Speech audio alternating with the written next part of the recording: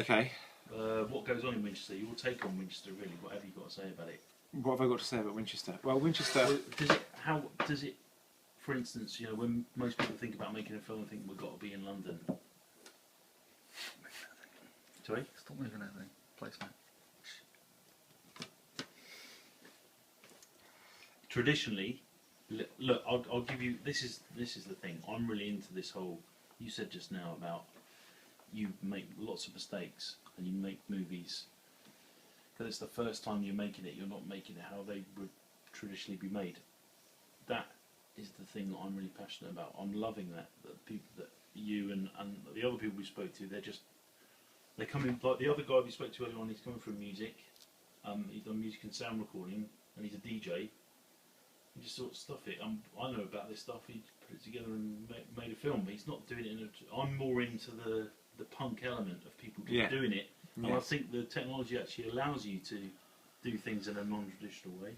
Quite. And I'm actually a bit disappointed that everyone wants to learn how to do it and then move on to going back to doing it in They a want to traditional neuter way. themselves. It seems to me. It's such, like you say, the technology has come down so much. Sometimes you've got a story, and sometimes you've got actors to do it, like you've been doing. You can do anything you want to, literally anything you want to. And it feels strange if people want to kind of learn about the disciplines, of such an open-ended art form before they actually start doing it. I mean, Yeah. But Winchester is I mean, it's just nothing really. It's a very conservative town in the middle of Hampshire. There's not really the college own half the land. It's a very there's a big student population here, but there's one place where there's live music, and there's no radicalisation here. There's no vibe. It's just a very straight backed, traditional, old fashioned Daily Mail, Daily Telegraph kind of place. When I looked on Indiegogo, I saw that there's also some other filmmakers. I was quite surprised that there's also some other filmmakers in Winchester. Two blokes who've made like a zombie feature. Do you know them? No, I don't know. No. It blew me away that they're in Winchester. Okay. I mean, I don't know. Are they very young? Oh, hang on, No. hang on. Are they? It's not. It could be those. You know those kids who helped us on the day when we did the trailer. Those kids. No, who just these fucking guys are probably. Not They look, I'd say, without wanting to be rude, slightly older than us. A little bit older. Oh, than really? us. Making a Two zombie guys. film? And it's not a low budget affair. Really? But There's a lot of money in Winchester. But it looks like they've put a certain amount of money and we're looking for a bit more money to finish off special effects and things. Like they've done lots of green screen stuff, and then they wanted to,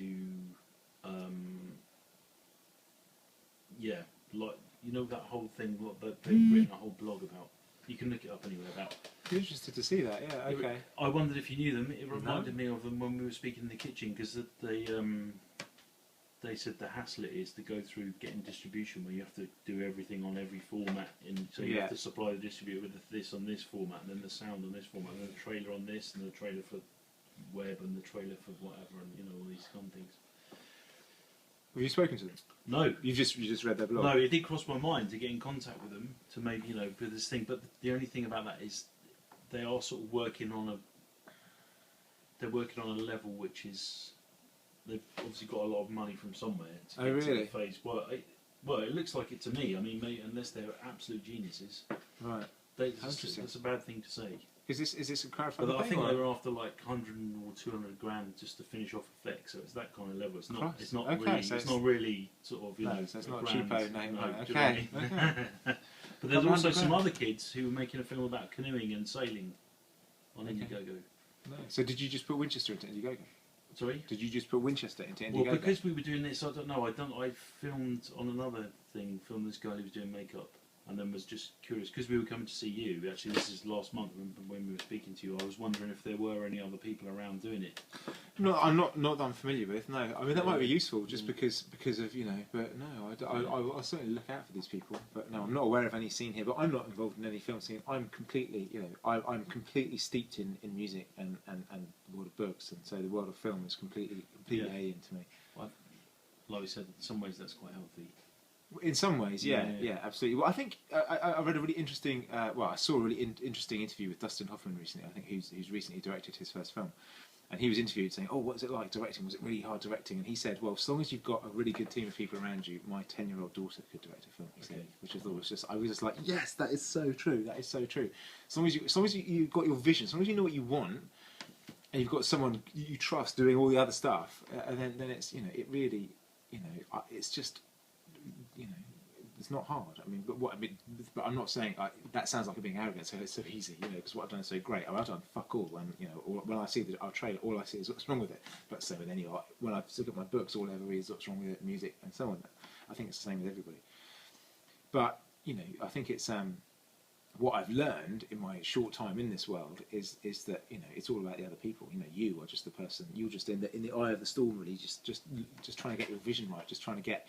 You're just directing actors, really. Everything else, you've got to rely on other people, and that's good. It's great as long as you're happy. As long as, I don't know. I guess imagine some people, some filmmakers are kind of control freaks, and they'll control everything, and they want to kind of dominate, and they've got their own agendas and issues and stuff. But I haven't got any of that. You know, I'm just super grateful to have the opportunity, and super grateful to have people there, kind of, you know, going to war with me. You know what I mean? This is not the question we were originally going to ask, but do you think this would seem silly, because it probably wouldn't happen without your things in your life coming together? But you were just saying it's all about the other people. But when I was down and you were doing this thing, I was thinking you were like a driving force of this, and people tend to sort of. It's not that people haven't got any talent, but they need someone who's like, not necessarily a director, but someone with the passion, because your passion sort of spreads. Yeah. And people feel ignited by your passion. Yeah. And want it to work, want it to happen. So that's great. I mean, I'm glad, you know, it's wonderful that people feel like that. I mean, that's what you try and instill in people. That's what you try and. I suppose that's how you attract people to the project, by your one's passion, and you know, you really want to get it done, and people think, you know, they can either see something in it or they can't see something in it. And I'm doing this, you know, I suppose pretty much all of my creative energy is going into this project, has been for like over a year now, and you know, and I know exactly what I want it to be and how I want it to be, and I'm enjoying it, and I want other people to enjoy it too, and it's been a thoroughly positive experience for me, so I want it to be a positive experience for other people as well. Let's have a quick look at your script then, or This- just take us through the script. This is But that's my. what- It's now shortened, because I think it was originally like 150 pages when I finished it, and now it's like slightly. So if I zip that away, it's now about that. This is like an old draft. It's now about that. It's now about 100. Get it down to 115 pages, and they always say, don't they? They say it should be a page for a minute, one page of screenplay for every minute of screen time.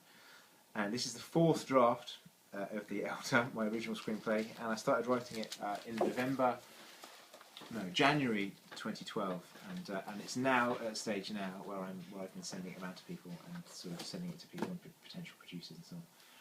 And it's quite a hard discipline. I mean, when I started, the reason I thought I could write a screenplay, having never written or having never read a screenplay, yet alone written one, was because in my books I'm good at dialogue. You know, I know that I'm good at dialogue. I just know that for all my other faults as a writer, I know that I can do dialogue. That's one of the things I can just do. And obviously, in a screenplay, dialogue is an important part of it. It's an important part of the tone of the piece. You've got to have a feel for dialogue as a screenwriter. So that was one thing I knew, but I was kind of relying on that to get me through.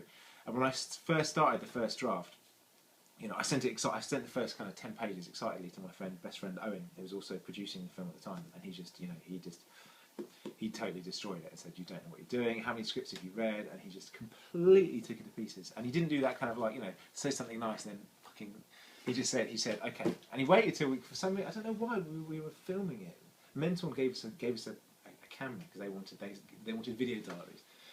So he waited till we was on camera before he destroyed it. So it was a very humiliating experience. But in the end, it was the right thing to do. I mean, I felt quite funny about it because he waited till he was on camera, and then he just sort of destroyed it and said, "This is wrong. That's wrong. That's wrong. That's wrong. This isn't working." You know, I didn't understand. I'd set off merrily on my way, not understanding the form, not understanding what a script should be, what a screenplay should be, and you know, which is show don't tell. You know, and the whole thing is, you know, writing a screenplay is like, you know, it's like writing a Haynes manual for a car. It's like don't be poetic, don't be descriptive, don't be poetic, don't be indulgent. You literally, it's get in and get out as quick as you can. You know, get into the scene as late as you can, get out of the scene as quickly as you can, Does that scene absolutely fucking have to be there? If it doesn't, get rid of it. If it does, it's got to do something. So keep the scenes as short and as absolutely necessary as they have to be, and as few of them as possible, and you'll still overrun massively.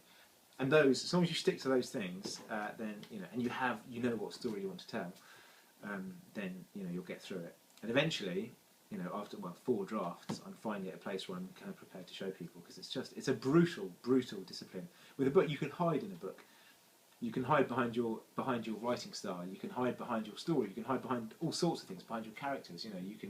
But there's space in a book for you to hide. But in a screenplay, there isn't. There's no space to hide. It's just got to do the job. It's got to be like an engine or something. There's no flab, no nothing. It's just got to be completely lean, as lean as it possibly can. And he needs to be leaner. And it's the 4th draft now. And I think it will never be finished. I think the screenplays are never finished. They just get at some point. Hopefully, if they get made, they just get made at a point. The pruning process stops, and they stop getting interfered with, and they just get made at a certain stage of their development. And this has got a long way to go yet. And this has been like over a year's worth of work. But we'll see. But I don't know if it's any good or not. That's the other thing. I don't know if it's good. I don't know if it's bad. Can you give us a? I'm not going to read you any, but no. No, But who decides what's good or bad anyway? Well, quite. Well, exactly. There's no truth in art, but some art is truer than others. I don't know. I mean, I suppose what I would say to that is, like, if people I send it to, friends and colleagues who I trust, if they say it's good and they like it, then I feel confident to send it out to people. At the end of the day, it will be its own. The script itself will decide that. And what I've done since writing this, because what I did was I finished this 4th draft, but yes, it's at a place where I feel confident sending it to people, potential producers, and Kiss themselves, to try and get them involved. And when I then didn't hear back from people who didn't, funnily enough, want to read a 120-page bloody script, I realised that actually what I should have done at the same time was write a treatment, which is a kind of shortened version of this, which kind of sexes up the whole concept and da-da-da, and this is what it is, la-da-da-da-da, and then a kind of act-by-act breakdown. Like, did you ever read Rupert the Bear when you were a kid? And you've got with Rupert the Bear, you've got you've got the picture, and you've got a 2-line rhyme under the picture, and you've got the proper story at the bottom. Well, I only ever read the 2-line rhyme under the picture, and basically what a treatment is you're writing, you're just writing a little 2-line rhyme as opposed to the full fat story underneath. So, and the treatment, well, that's something I've just literally finished that this week, and I've sent it off to our designer David, who's going to set it up. We've got kind of look and fonts and design. We've got a design ethos. sorry, how big is it if it was on paper? How big would it's about 10 pages? Okay. Yeah. So it's about 2 pages of introduction, about me, about who's working on it, what the film's going to be, what it's all about. This is our budget. This is what we anticipate. This is what film we're making, and then a half page about the world in which the film is set. Who's the hero, who's the anti-hero, baddie. This is what the thing is, and then an act by act. Then the story. Kind of almost scene by scene. And at the end, a big bit of puff about me and how brilliant I am, and then contact details, and that's it. But I've never done one of those either, so I don't know. It's like, well, is this how a treatment should look? I literally phoned up when I was going to town this morning. I phoned up Owen and said, because I emailed Owen saying, "Is this a treatment?" He was like, "I don't know. It looks like a treatment." I don't know what a fucking treatment looks like. Have you got a log line? A what line? A log line? What's that? It's like the 1 sentence or 2 sentence that goes on the poster. Yeah, it has. Yeah. I'll show you. I'll show you the. Did I email it to myself? I didn't email it to myself. Do you want me to print out? I haven't got it on here. Oh, okay. No, I haven't. Sorry, I didn't mean to put a spanner in. It's all right. No. It's good. It has. It's got our. Because they say again. I mean, they call it an elevator pitch, don't they? It's like if you're in an elevator with a producer, how do you sell your film by the time the elevator's gone wherever it's going? No, exactly. So even 10 pages is too much to read in an elevator. Yeah, for sure. So yeah. So they say like a log line. I mean, the one always comes to mind for me is like in space, no one can hear you scream, which doesn't actually tell you a lot about the movie. Yeah, well, we've got one of those. I mean, these are our we've done these pre-production postcards. Oh, life it's like is a film precious. poster. Oh, yeah. So we do have a tagline. It is "Life is precious, kill to protect it." Yeah, that's really good actually. Yeah, it's quite good, isn't it? And is that an original piece of text, or is that? That is yes. Yeah, no, that is mine. I thought it up myself. Brilliant. And that's a real Guardian quote as well. we had a piece about when the website went live and we got all this attention from all over the world. There was an article in the Guardian about this, and that's a real quote. Although it did say, I think in the Guardian it said potentially an artistic game changer. So we just said an artistic game changer. And that's Owen, and but the whole thing about this project has been trying to look professional right from the beginning. We wanted, because obviously ultimately we want to pitch this project to KISS, and we'd love them to get involved as much or as little as they want, or certainly not to sue us. And I think in order for them to get them on board, we just need to look professional, and this needs to look like a project that they want to get involved with. It's all very well saying, oh yeah, this could potentially be great, and this could be great, and we want to say to them, look, doesn't this look fucking brilliant? Don't you want to get involved in this? And the only way to do that was to make it look real right from the beginning. And just to show you what we've done with our, this is the original album cover, as you can see, and this is our modern version, which is my son Ruben's hand on the door of Winchester Cathedral. And I just took that with my phone. Literally, we were walking past. I didn't go down to take it. We were walking past in the rain, and I suddenly saw the knocker, and I thought, God, that looks just like a knocker I've seen elsewhere. And I said to Ruben, he pulled up his raincoat, and I said, just can you reach up to that door knocker? And he did, and I snapped it, and I put some filtering on it with an iPhone, and that was it. And I knew, so I thought, shit, that's good, And we've done nothing else with it. So cool. It's weird how these things just come together. So maybe you just sort of briefly say where you're at this point in time with the film. I don't know, whatever you can mention about your contact and what you're up to.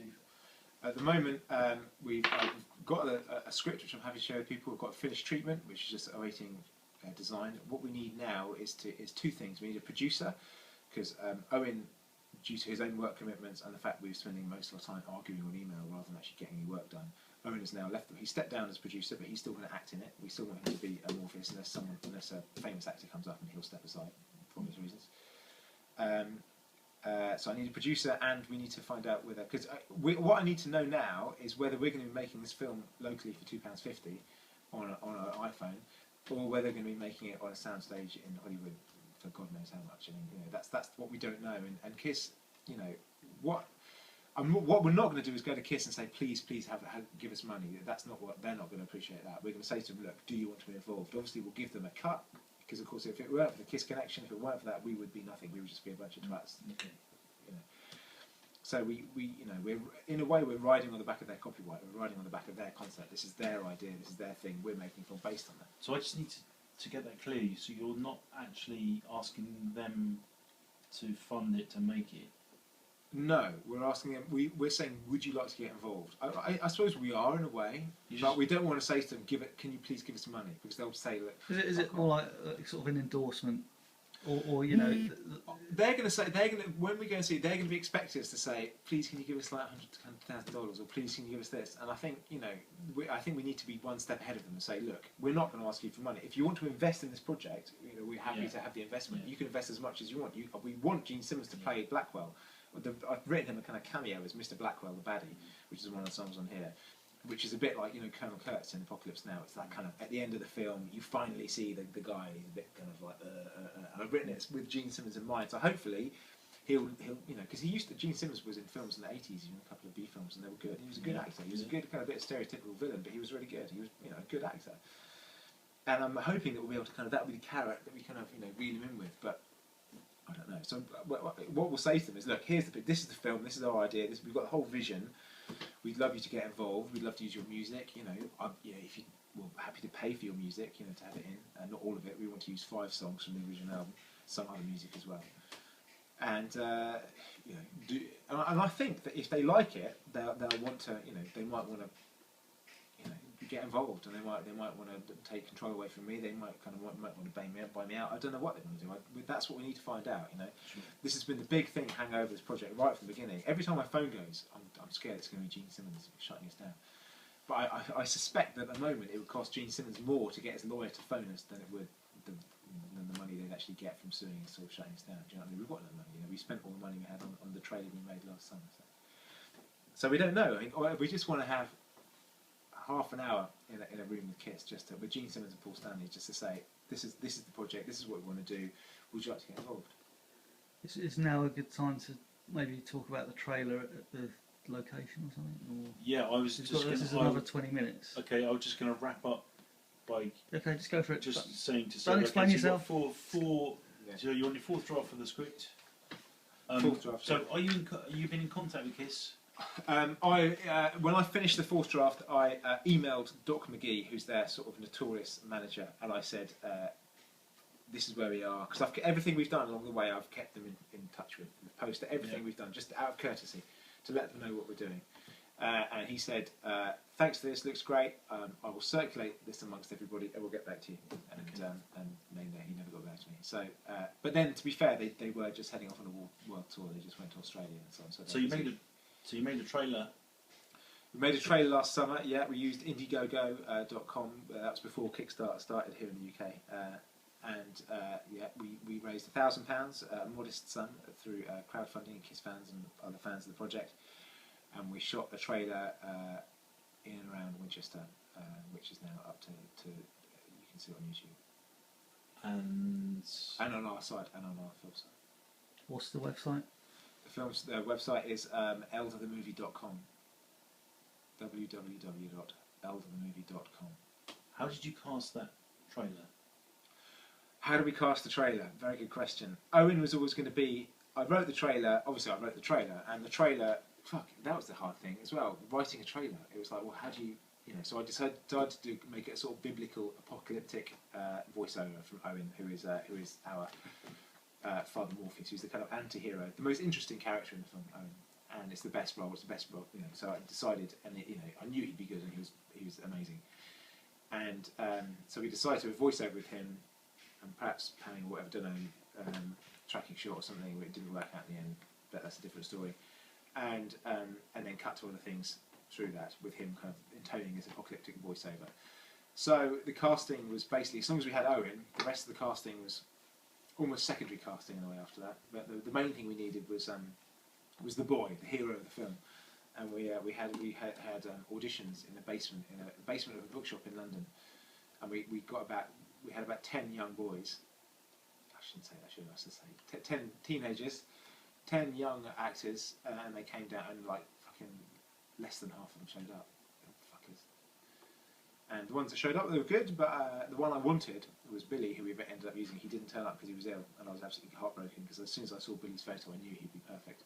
Then he didn't show up in this basement, and I was just, oh, that was terrible. And then when we exhibited this project at the London Film and Comic Con last year, I finally met Billy, and we gave him a little audition, and I said, yeah, he was right, and so he was the hero, the boy in the trailer, and blinking and missing. So, what was the budget for making the trailer? The budget was £1,000. And did you come in on budget?